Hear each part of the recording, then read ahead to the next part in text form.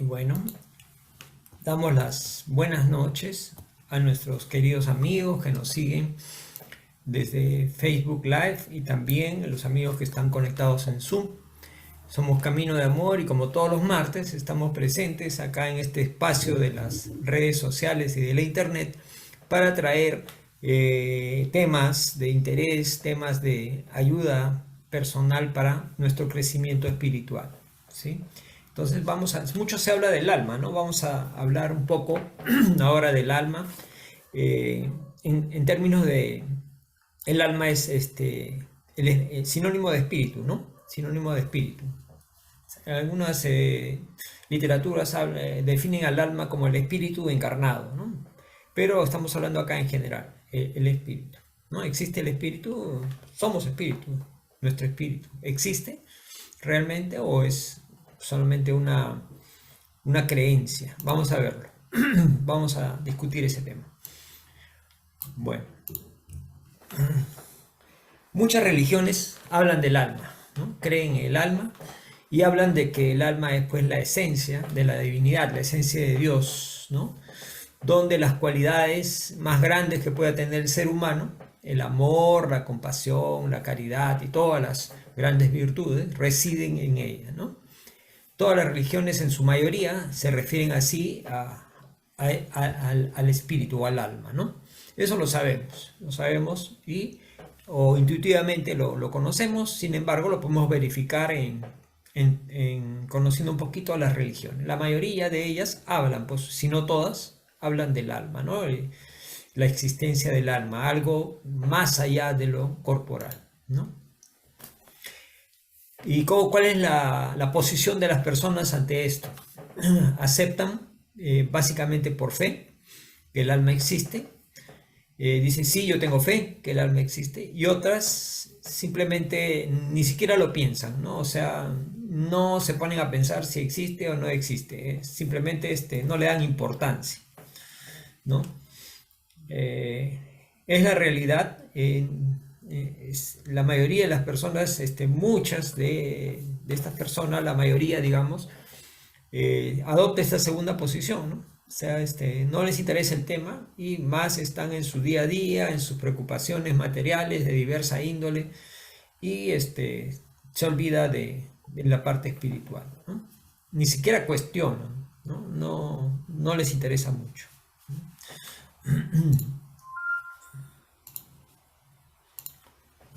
Bueno.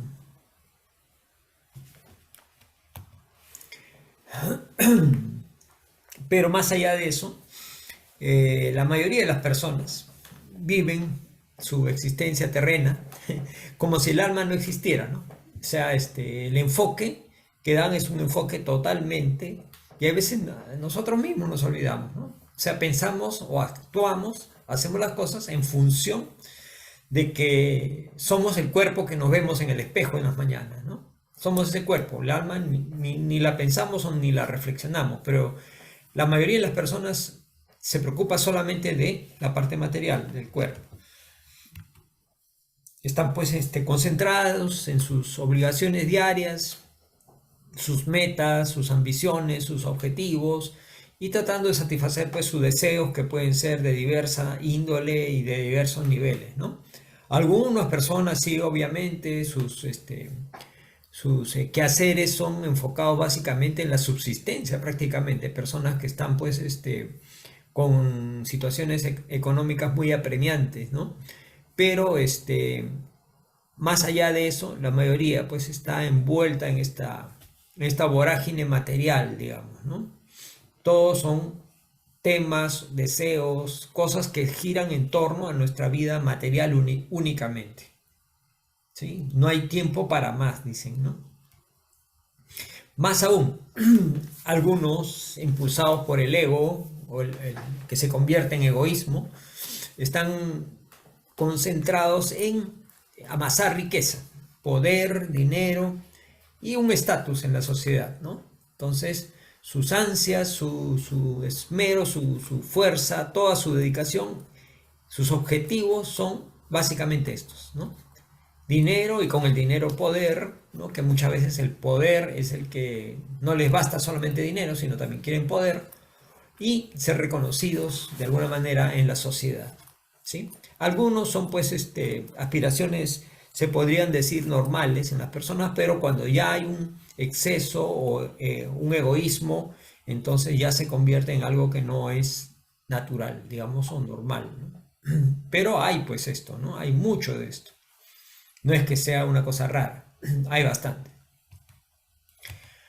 Entonces, la pregunta es, ¿qué pasaría si realmente se pudiera probar de manera científica que el alma existe? ¿Ustedes creen que habría alguna diferencia?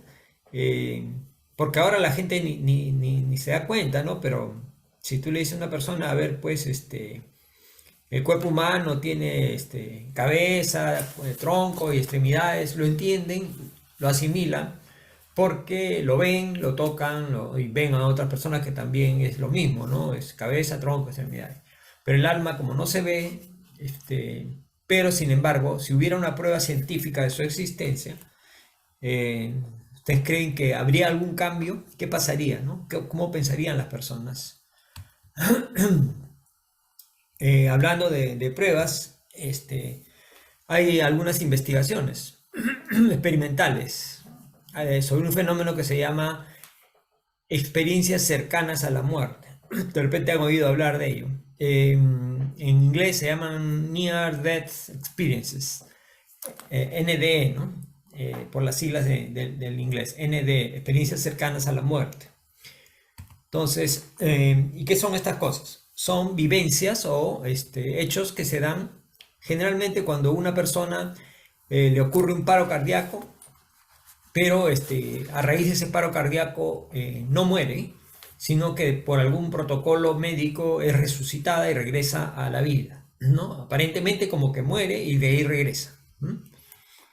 Paro cardíaco, o sea, el corazón deja de trabajar, ¿no es cierto? Entonces, supuestamente cuando el corazón deja de trabajar, se produce la muerte. Pero por algún procedimiento lo recuperan, lo resucitan, ¿no? Entonces, ¿qué es lo que experimentan estas personas? Han experimentado o experimentan en estas situaciones. Muchas de ellas se sienten que desdobladas de su cuerpo, o sea, como que han salido de su cuerpo. Ven un túnel de luz y etcétera, ven otras cosas más, ¿no? Algo parecido a lo que estamos viendo en la figura, ¿no? Se sienten que han salido de su cuerpo y que hay una luz muy intensa. Sin embargo, esa luz, a pesar de ser intensa, es agradable. Este señor afirma que las experiencias son generadas por nuestro cerebro. Perdón, hay mucha gente que dice que no cree en esto, ¿no? Dice, eso es algo que el cerebro genera y que no hay nada más, no hay alma, no hay nada, es solamente como una especie de ilusión, ¿no? Como una fantasía, ¿no? Que no existe, ¿no? Eso es lo que dicen. Pero realmente en las últimas décadas hay muchos estudios científicos serios de personas que han tenido estas experiencias cercanas a la muerte, ¿no? Por ejemplo, este cardiólogo holandés que se llama Pim van Lommel estudió a 344 pacientes que tuvieron un paro cardíaco y volvieron a la vida a través del procedimiento médico para resucitarlos. Entonces, el doctor Van Lommel hizo anotaciones e investigó sobre estos 344 pacientes. Y vamos a ver qué cosas obtuvo. De ellos, dice, el 18% recordó haber tenido una experiencia cercana a la muerte. O sea, esas vivencias de luz, de desdoblarse y todo eso. No todo el mundo recuerda, pero un 18%, lo cual es bastante, tuvo una experiencia de ese tipo, ¿no? Encontró, dice, que en esos pacientes, ese 18% de los 344 pacientes, se repetían algunas cosas. Se repetía, por ejemplo, que eran conscientes de que estaban fuera de su cuerpo y al estar fuera de su cuerpo veía lo que estaba pasando en la sala de operaciones. Inclusive veían su propio cuerpo, como si estuvieran flotando encima de la habitación, ¿no? Mirando su cuerpo, lo que estaba pasando, lo que hablaban los médicos, lo que hacían, etcétera, ¿no? También muchos de ellos afirmaban haber visto un túnel de luz que los atraía, ¿no? Algunos de ellos también se encontraron con familiares en esos instantes, con familiares ya desencarnados. O sea, puede ser en el caso de una persona, sus padres, sus abuelos o familiares ya desaparecidos, ¿no? Se encontraban con ellos. Y también decían sentir una sensación muy placentera de paz, de amor. Tal es así que muchos de ellos ya no querían regresar, ¿no? Querían quedarse ahí, porque se sentía bonito, ¿no? Y tampoco percibían la noción de tiempo y de espacio, como que estuvieran flotando y el tiempo no existiera, ¿no? Y también lo que le llaman un flashback o un barrido rápido de toda su vida. La persona se recuerda desde que estaba chiquitito, bebito, y todos los acontecimientos principales de su vida recorre como una película que le pasan a mucha velocidad, y los principales hechos de su vida, los que más impactaron, los recuerda ahí nítidamente y pasa como una película toda la vida, así rápidamente. Depende, ustedes han leído o han escuchado muchas de estas cosas. Entonces, miren todos esos elementos en común, ¿no? Que encontró. Y lo interesante, también dice que no todos experimentaron todos los elementos. Algunos, sabemos nosotros ya por los estudios que no todos ven luz. Depende del estado moral, ¿no? O sea, si moralmente no son muy buenos esas personas, no van a ver luz, van a ver oscuridad más bien. Pero bueno, entonces, pero algunos de ellos experimentaban muchos de estos hechos que acabamos de detallar, pero no todos experimentaban todos, ¿no? Ese señor, por ejemplo, Huck Nibley, le dio un problema de esos, y cuando regresó, en base a lo que había experimentado, transformó radicalmente su vida, ¿no? O sea, se dio cuenta que había algo más de lo corporal, de lo material, y su vida la cambió totalmente. Se dedicó a cultivar su espíritu más que a cultivar su cuerpo y sus deseos materiales, ¿no? Entonces lo material quedó a segundo plano y lo espiritual tomó preponderancia en su vida. Cambiaron radicalmente sus vidas. La orientaron hacia lo que debe ser, pues, ¿no? La parte espiritual, la parte moral, la solidaridad, la fraternidad, el servicio, etcétera, ¿no? Cultivar virtudes. Entonces hay algunas conclusiones de estos pacientes que experimentaron experiencias cercanas a la muerte. Y bueno, se concluye a través de esto que el alma no muere. El que muere es el cuerpo, no el alma. O sea, como que nos cambiamos de ropa y la ropa se queda en un lado, la ropa es el cuerpo, y nosotros seguimos, ¿no? Y que en el otro plano solo se vive amor, ¿no? Obviamente sabemos que es cierto, se vive amor, pero los grados de evolución a donde llega la persona es diferente, son diferentes, ¿no? Niveles. Y la conclusión que también saca el doctor dice que uno llega a la existencia terrena como una obligación de dar amor a los demás. Dar amor a los demás porque esto apalanca y posibilita un futuro mejor, como la lectura que nos salió al comienzo, ¿no? Que nos habla de la esperanza. Esto es pues una consecuencia, ¿no? De la esperanza fundamentada con el servicio, el amor a los demás, nos provee un destino de luz como el que estamos viendo acá en la figura, ¿no?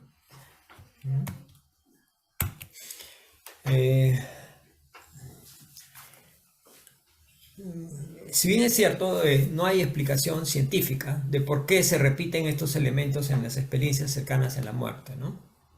científicamente la ciencia, usted sabe que la ciencia pues se aboca en objetos materiales básicamente, ¿no? Tiene una cierta metodología, la mayoría de las técnicas científicas se basan en experiencias físicas, ¿no? Materiales. Algunos dicen que bueno, como no saben por qué, la ciencia no lo explica, entonces allá de repente la falta de oxígeno en el cerebro es la que hace que la gente comience a alucinar, ¿no? A ver estas cosas como si fueran alucinaciones, todo lo que hemos detallado. Son alucinaciones, dice, tratando de dar una explicación. Pero, en todo caso, si fueran alucinaciones, serían alucinaciones totalmente erráticas, pues, ¿no? O sea, ¿por qué a todos iguales o semejantes, ¿no? Como dice acá, ¿no? Serían alucinaciones diversas o no sabemos qué tipo de alucinación podría causar. Y no una secuencia como la que se repite en estos casos que se han documentado, ¿no? Entonces tampoco han explicado cómo es posible que un cerebro que está sin actividad por falta de oxígeno haya registrado casi un 100% de lo sucedido en la sala de operaciones mientras era resucitado. Supuestamente el cerebro es el órgano de la inteligencia y todo eso, y lo que dicen los materialistas, ¿no? Pero si el cerebro estaba detenido por falta de oxígeno, ¿cómo es que algo externo al cerebro registra toda la actividad que pasó en la sala de operaciones? Detallan pues lo que dijo el doctor, lo que hizo, qué doctor vino, qué salió, qué hizo, qué instrumento tocó, detalles, ¿no? Detalles. Como si hubiese estado la persona ahí parada al costado de los médicos mirando todo, ¿no? Entonces, acá viene una interrogante, ¿no? Si todos estuvieran convencidos de que el alma existe, por ejemplo, el mundo del trabajo, laboral, digamos, sería totalmente diferente. ¿Qué piensan ustedes, no? Porque estaríamos trabajando no en función a intereses materiales, sino a intereses eternos, inmortales, espirituales, ¿no? Porque aquel con el que al que yo le hago una mala jugada en el trabajo, con el que me peleo, a quien le robo o le hago una cosa negativa, no es que ahí va a quedar, me lo voy a volver a encontrar en una existencia posterior, ¿no? Y entonces, eso me va a impulsar, me va a empujar a actuar de una manera correcta. Entonces, y todos serían conscientes de que estamos de paso en esta vida material, ¿no? En esta vida terrenal. Estamos de paso realmente. No es que nos vamos a quedar acá por mucho tiempo, por más que vivamos, digamos, 100 años, por decir. Al final es de paso igual, ¿no? Es de paso. Y en algún momento tendremos que partir, ¿no? No es que, porque la gente piensa que se van a quedar acá para siempre, por eso se llena de cosas, de la ambición por el dinero y todas esas cosas, ¿no? Porque cree que van a estar acá para siempre, pero no es así. Y lo más importante realmente no es hacer dinero, llenarse de dinero, de fama, de poder, ¿no? Sino ayudar y servir a los demás. Eso es lo más importante. Empezando con los que están más cerca de nosotros, ¿no? Ayudar y servir. El egoísmo, la búsqueda de poder y el estatus no tendrían sentido, pues, si es que la gente lo entendiera, ¿no? Entendiera que somos espíritus inmortales. Más bien las personas estarían buscando oportunidades para hacer la diferencia en la vida de los demás, o sea, ayudar, ser solidarios, fraternos, colaboradores, ¿no? O sea, y peleándose para ayudar, estarían, ¿no? No, ahora yo voy a ayudar, déjame. ¿Para qué? Para ganar bonos, para ser mejor, para tener más virtudes, para poder pasar después al otro plano, a un lugar luminoso, ¿no? ¿Mm? Bueno, ojalá en algún momento.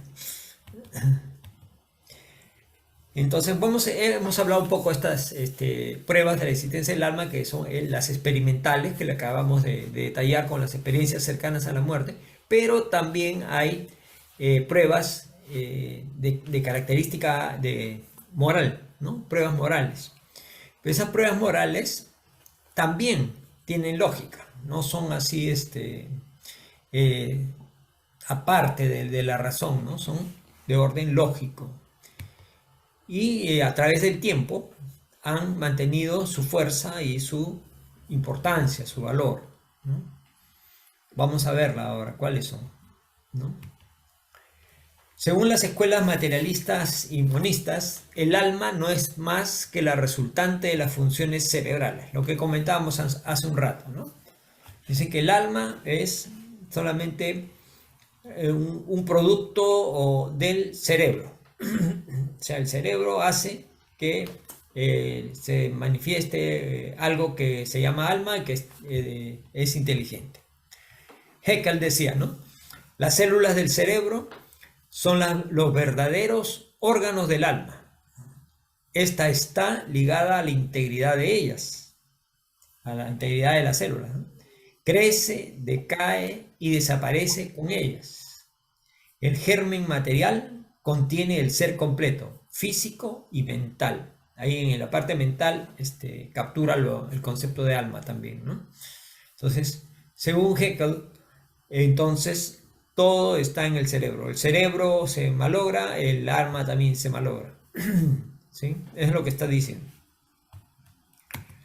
Entonces vamos a refutarlo. En principio la materia no puede generar cualidades que la materia misma no tiene, ¿no? La materia no tiene cualidades. Por ejemplo, los átomos, imaginemos que sean triangulares o circulares o de una forma cualquiera, no pueden representar a la razón, a la inteligencia o al amor puro, a la caridad sublime, porque son cosas materiales, ¿no? Estos son valores, los otros son valores, son virtudes, ¿no? Sin embargo, dicen, ¿no? El cerebro crea la función a través de los procesos neuroquímicos que se dan en el cerebro, crea la función. Entonces, la pregunta acá sería, ¿es acaso entendible que una función pueda conocerse a sí misma? Poseer la conciencia y la sensibilidad. Como una, por decirle, la función de la digestión, por decirlo. Esa función de la digestión sería capaz de conocerse a sí misma, de poseer conciencia y sensibilidad. ¿Se dan cuenta, no? O sea, no es tan sencillo afirmar algo que está siendo refutado de esa manera, ¿no? Entonces, ¿cómo explicamos la conciencia a no ser por el espíritu? Porque la conciencia viene a ser algo externo o dependiente del cuerpo, ¿no?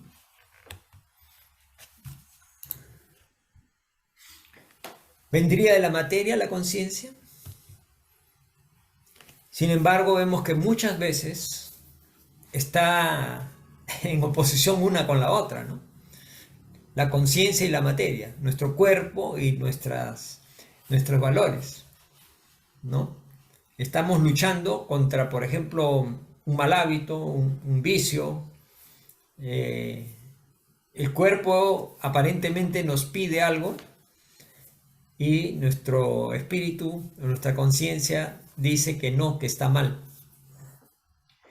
¿no? El hábito negativo, por ejemplo, de la nicotina, pero nosotros en forma consciente sabemos que la nicotina es dañina para nuestro organismo, ¿no? Entonces nos resistimos y estamos ahí en lucha, ¿no? La conciencia podría venir del interés y del instinto de conservación. Podría ser de un instinto que nazca la conciencia.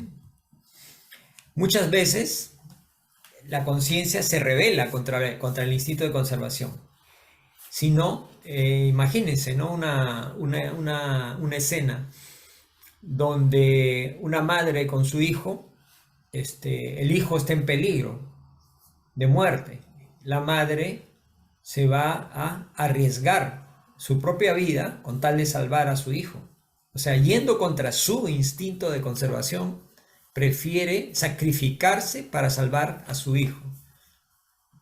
¿Sí? Entonces no viene la conciencia de ahí, pues, ¿no? Está más allá de eso, ¿no? Entonces, el organismo material o el cerebro no es el principio de la vida y de las facultades. Al contrario, es su límite. O sea, es como la frontera en la cual se puede desarrollar, ¿no? Estas facultades. Es como decir que es un instrumento que sirve al espíritu para poder registrar las sensaciones del mundo físico. Un instrumento nada más, una herramienta, una ayuda, pero no es en sí, ¿no? No es en sí. Vamos a poner un ejemplo. Imaginémonos acá un instrumento, un piano, por ejemplo, ¿no? Cada tecla, imagínense que cada tecla del piano representa una sensación, un determinado tipo de sensaciones, ¿no? Cuando el piano está bien afinado, las teclas, bajo la acción del músico, de la voluntad, cada una de ellas emite una nota musical diferente, ¿no? Y reina la armonía en nuestras ideas y nuestros actos, ¿no? O sea, hay armonía, el instrumento está afinado, ¿no es cierto? Entonces, todas las melodías salen bonitas, si el músico sabe tocarlas.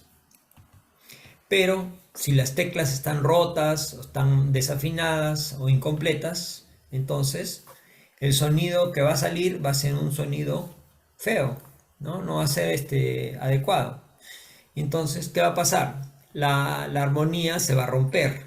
La armonía se va a romper. No va a caminar bien esa música, esa canción, esa melodía. No va a poderse desplegar de una manera bonita, adecuada, armónica, ¿no? ¿Sí?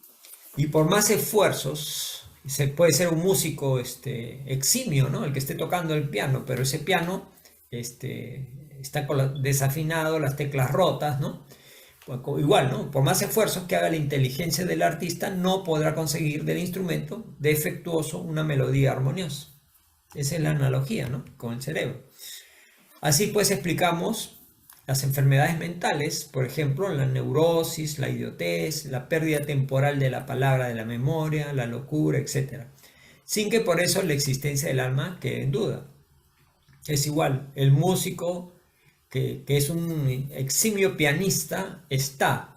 Lo que está mal es el piano, ¿no? El piano está desafinado, está roto. Igual acá, ¿no? El cerebro, el sistema nervioso puede estar dañado, pero el espíritu está bien, sino que no puede manifestarse armoniosamente debido a estos problemas físicos, ¿no? Como decía, el espíritu está, aunque sus manifestaciones están entorpecidas y hasta bloqueadas por una falta de correlación con su organismo físico, con el cerebro, el sistema nervioso, etc., ¿no?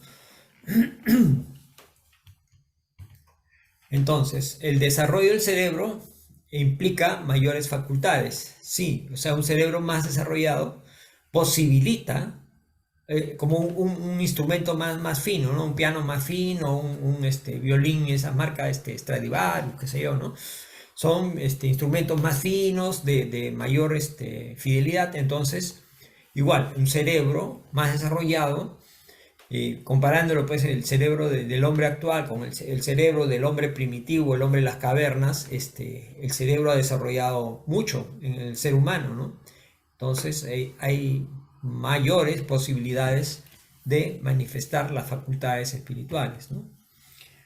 Dice, un alma delicada y vigorosa precisa de un instrumento más perfecto que se preste a las manifestaciones de un pensamiento elevado y fecundo. Claro. O sea, a través del tiempo el hombre ha ido evolucionando y con él también la parte física, ¿no? El cuerpo del ser humano también ha ido evolucionando, ¿no?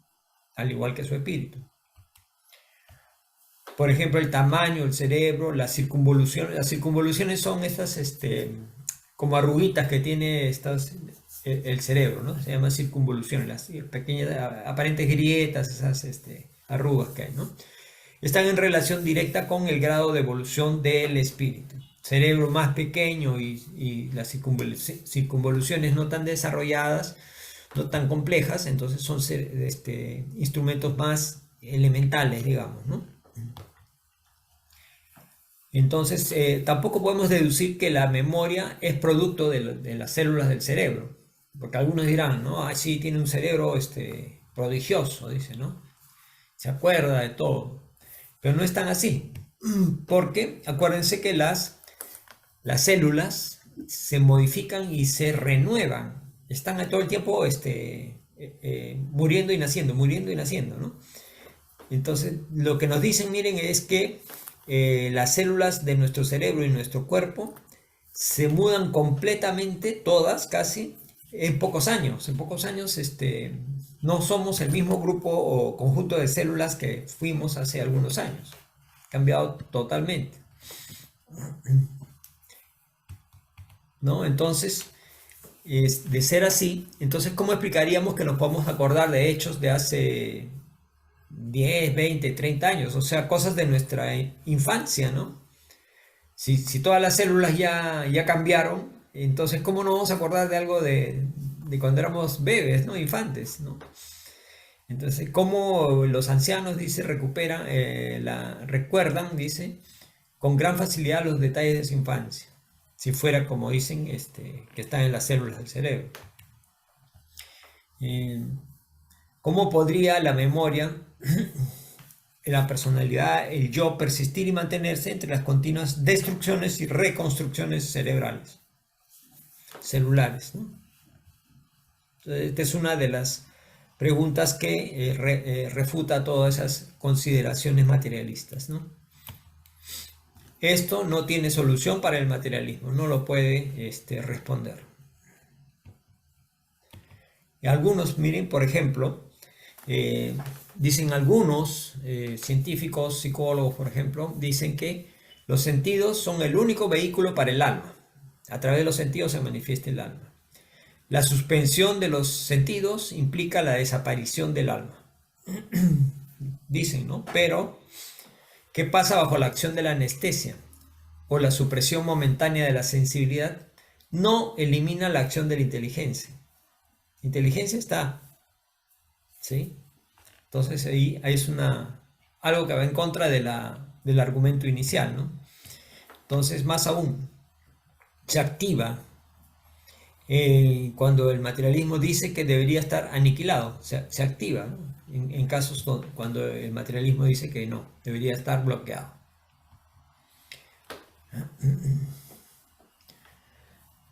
Este señor Buisson dice, si existe alguna cosa que pueda demostrar la independencia del ser, del self, del yo, es con certeza la prueba que nos dan los pacientes sometidos a la acción del éter, o sea, la anestesia, ¿no? En ese estado, sus facultades intelectuales resisten a los agentes anestésicos, ¿sí? Entonces, el cuerpo puede estar dormido, suspendido, pero la inteligencia sigue trabajando. Si dependiera del cuerpo, entonces no podría ser posible esto. Belpeu dice, ¿qué mina fecunda no son para la fisiología y la psicología hechos como estos, que separan el espíritu de la materia, la inteligencia del cuerpo? ¿Sí? Entonces ahí hay bastante por estudiar en estos campos de la fisiología y la psicología, ¿no? Felizmente en la época actual ya está empezando la ciencia, sobre todo la medicina, a contemplar al ser humano como un ser más integral, ¿no? No solamente ven el cuerpo, sino también entendiendo que el ser humano no es solo cuerpo, sino también alma, ¿no? Entonces, ya poco a poco está cambiando eso para bien de la humanidad, ¿no? Entonces, viene la pregunta, ¿cómo el alma puede vivir, percibir y actuar sin ayuda de los sentidos? Por ejemplo, cuando dormimos, en el sueño, cuando se dan los fenómenos de sonambulismo o en la llamada exteriorización, ¿no? ¿no? ¿Cómo es que puede vivir el alma si es que está fuera del cuerpo? Haeckel decía, ¿no? El alma es únicamente la suma de los elementos corporales, entonces habría siempre una correlación entre lo físico y lo mental. O sea, la sumatoria de todos los elementos físicos permite que el campo mental se manifieste, es lo que dice, ¿no? O sea, como que el alma solamente es proveniente de lo físico. Entonces, según esto, sería una relación directa y constante y un equilibrio perfecto entre las facultades intelectuales, las cualidades morales y la constitución corporal, ¿cierto? Según lo que dice, ¿no? O sea, un cuerpo, digamos, perfecto para la ciencia, ¿no? Con todas las cualidades anatómicas, fisiológicas, etcétera, proveería, según esto, un alma elevadísima, ¿no? Y una moral altísima. ¿No? Eso es lo que estamos diciendo, ¿no? Los mejor dotados físicamente poseerían también las almas más inteligentes y más dignas. Sería así, pero no es así, porque muchas veces almas superiores de élite han habitado cuerpos débiles. ¿Se les viene a la memoria a alguien? Ahorita les digo. ¿Sí o no? La Madre Teresa de Calcuta, una persona pequeñita, creo que medía ni 1,5 metros, creo, de altura, y delgadita, y no a decir pues que era una mujer atlética ni nada por el estilo, ¿no? Era una persona de un físico así, débil hasta cierto punto, pero de un alma inmensa, ¿no? Un alma inmensa, un alma llena de amor, de piedad, de compromiso con Dios. ¿Mm? Entonces, la salud y la fuerza no implican un espíritu sutil y brillantes facultades, definitivamente. ¿Sí? Entonces, pero, sin embargo, hay este dicho, ¿no? Ustedes han oído hablar, mente sana en cuerpo sano. Lo cual es cierto, ¿sí? Pero hay muchas excepciones a esto, que no lo constituye una regla fija o absoluta, digamos, ¿no? Porque la parte física siempre cede ante el dolor, pero no el alma, que muchas veces resiste, se exalta en el sufrimiento y triunfa. Pero el cuerpo sí se resiente con el dolor, pero el alma no.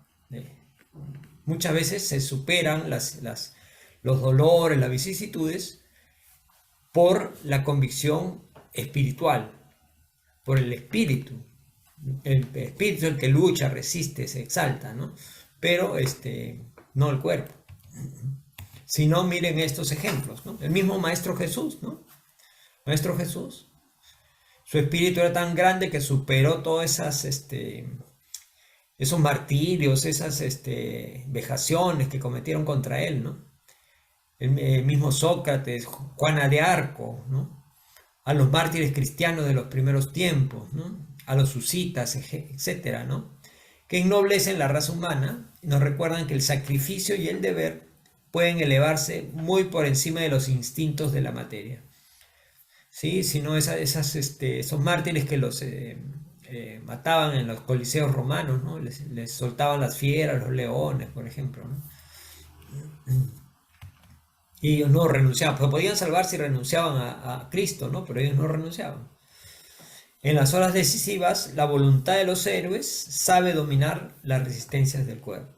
¿Sí? Dicen que tiene un espíritu grande, un espíritu fuerte. Sí, es cierto. Entonces, si el hombre estuviese totalmente contenido en su cuerpo físico, se encontraría en él únicamente las cualidades y defectos de sus padres y en la misma proporción, ¿cierto? Porque hay una herencia genética de los padres. Entonces, si fuera así, entonces seríamos copy-paste de los padres, ¿no? Y en la medida que ellos sean buenos o malos, tengan virtudes o defectos, nosotros tendríamos la misma proporción, ¿no? Sin embargo, no sucede así, pues vemos niños que son totalmente diferentes a sus padres, ya sea superiores espiritualmente o inferiores también, ¿no? Igual vemos hermanos, más aún, hermanos gemelos, como estos que están en la foto, dos gemelos casados con dos gemelas, ¿no? Que son personas diferentes, mentalmente, moralmente son diferentes entre sí y con sus padres, sus abuelos, son totalmente diferentes, son diferentes personas. El mismo Mozart, ¿no? Es un ejemplo acá. Entonces las teorías del atavismo y de la herencia no pueden explicar los casos de niños genios, artistas o sabios, ¿no? No explican eso. Por ejemplo, Mozart o Paganini, calculistas como Mundeo e Inaudí, pintores de 10 años como Van der Kerkhoff y tantos otros niños prodigios cuyas aptitudes no existían en sus padres. O sea, los padres ni sabían tocar no sabían tocar ni la puerta. Y los hijos, genios de la música, ¿no? Genios del piano, eximios artistas, ¿no? Y los papás no tenían, o ni los abuelos tenían cualidades de ese tipo, ¿no? Entonces, sin embargo, las propiedades de la materia transmitida por los padres se manifiestan en la criatura por la semejanza física y por las enfermedades hereditarias únicamente, ¿no? El carácter de la persona poco a poco se va definiendo, al mismo tiempo que las tendencias hereditarias van disminuyendo y dando lugar a los otros elementos que constituyen una personalidad diferente. A veces una persona totalmente distinta a los padres, ¿no? Por los gustos, las cualidades, las pasiones, etcétera, ¿no? O sea, esto es muy común, ¿no? Encontrar niveles evolutivos diferentes, se pueden ver, ¿no? De padres e hijos muchas veces. Entonces, no es pues el cuerpo material el que te determina tu personalidad. Lo que te determina tu personalidad es tu ser interior, ¿no? Tu alma, tu psiquis. A medida que éste se desarrolla y se afirma en su propia acción en la existencia, se ve la herencia física y mental de los padres poco a poco desapareciendo o debilitándose, ¿sí? Entonces, mientras el niño va creciendo, se va afirmando en su nueva forma de ser, ¿no?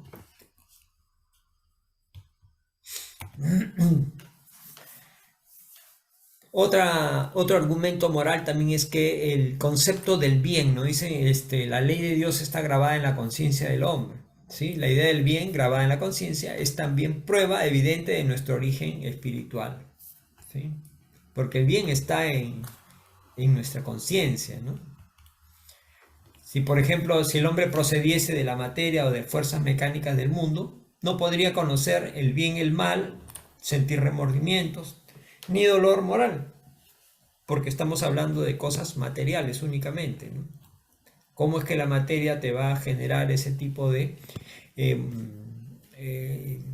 raciocinio moral, digamos, ¿no?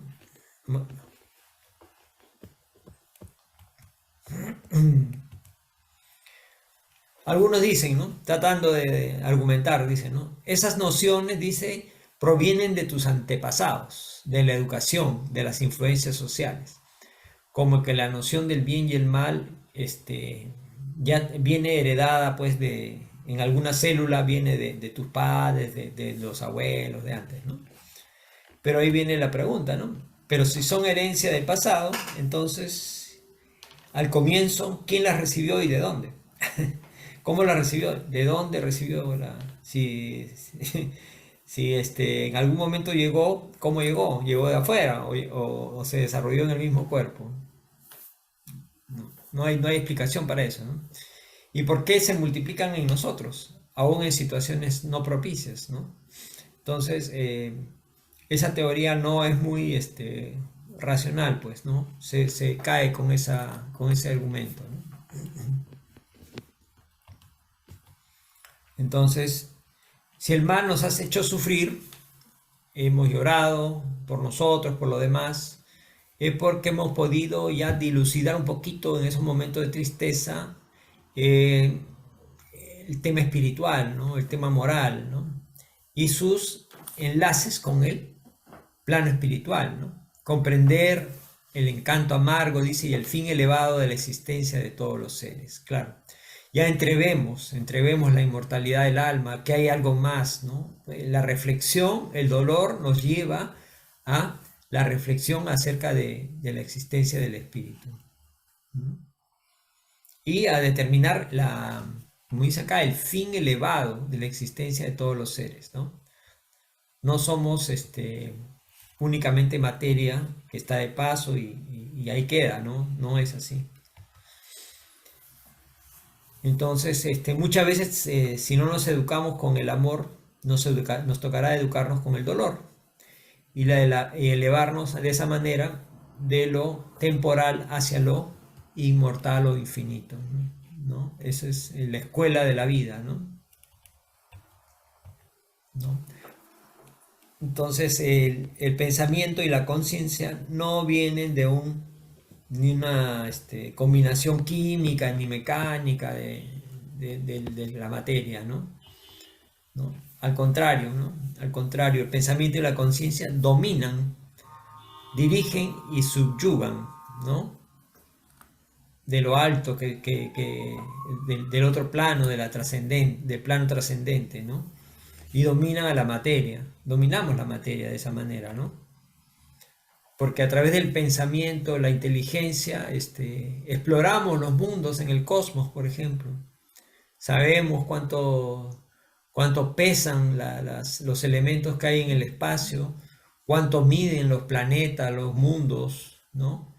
Y cómo es que se mueven las órbitas, las armonías, por qué no se chocan. Todo eso, la inteligencia humana lo ha llegado a dilucidar, a esclarecer, ¿no? No es al revés, ¿no?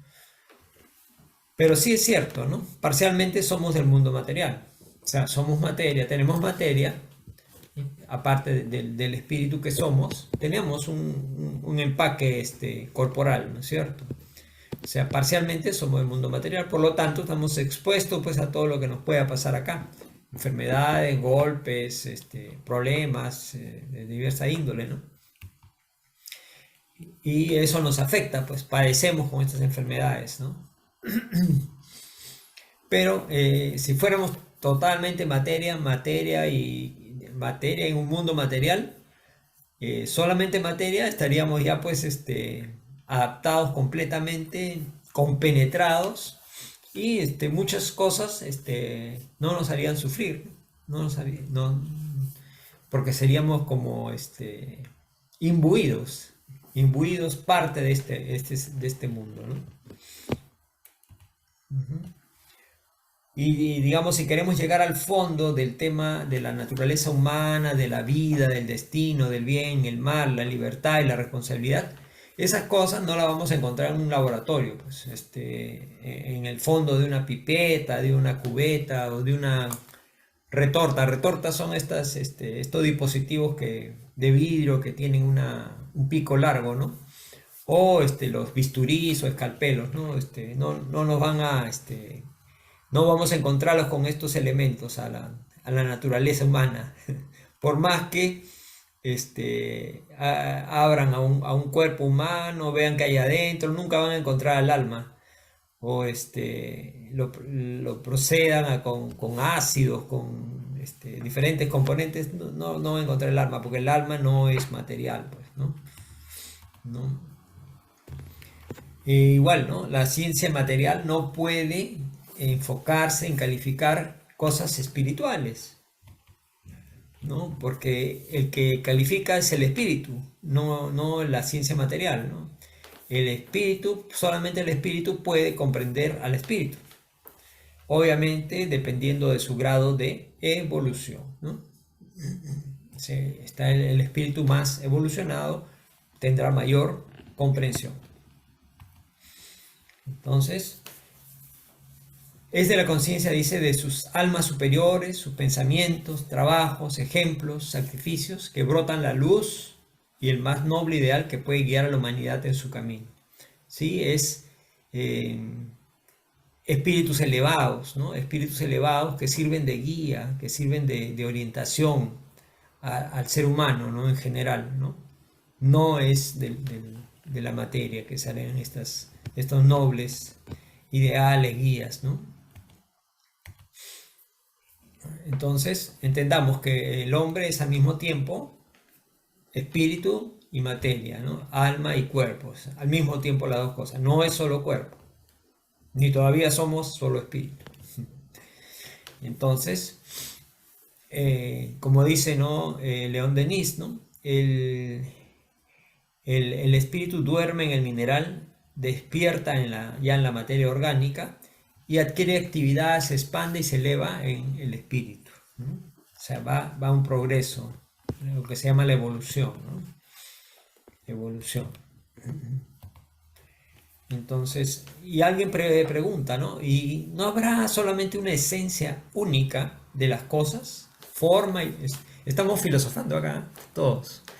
¿No habrá solamente una esencia única de las cosas? Forma y pensamiento al mismo tiempo, siendo la forma un pensamiento materializado y el pensamiento la forma del espíritu. Miren qué profunda pregunta, ¿no? Se han quedado pensando todos ustedes, al igual que yo. ¿Habrá o no habrá una esencia única? No lo sabemos, es probable, ¿no? El saber humano todavía está limitado, ¿no? Y hasta la mirada del genio, o sea, el más genio de los científicos, es solamente un relámpago, como dice acá, en el infinito de las ideas y de las leyes. Hay todavía muchísimas cosas por dilucidar, esclarecer, comprender, descubrir, ¿no? Se viene mucho. Mire qué rápida la tecnología, por ejemplo, ha evolucionado, ¿no? Estamos hablando en un lapso muy corto, cómo la tecnología está, ya ahora hablamos de inteligencia artificial y cada vez está propagando más los temas de inteligencia artificial, ¿no? Para todos los campos, inclusive los campos domésticos, ¿no? En las casas ya se puede tener este dispositivo con inteligencia artificial.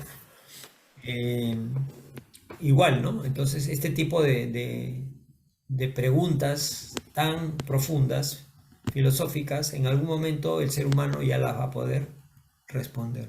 Por el momento no, es posible, es una teoría, ¿no?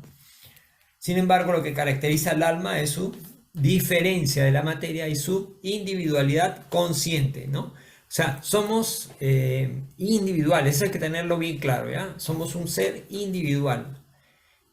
Por lo tanto, no, al momento de nuestra desencarnación, no es que esa individualidad se va a perder, ¿no? Que nos vamos a juntar, algunas teorías dicen, el panteísmo, ¿no? Que cuando el ser humano muere, el espíritu se va a juntar en un espíritu universal, ¿no? Como que pierde su individualidad, y no es así. Los estudios y las demostraciones que la doctrina espírita tiene nos hace entender esto y comprobarlo, que tenemos individualidad. Esta individualidad nos ha costado millones de años llegar a esta individualidad.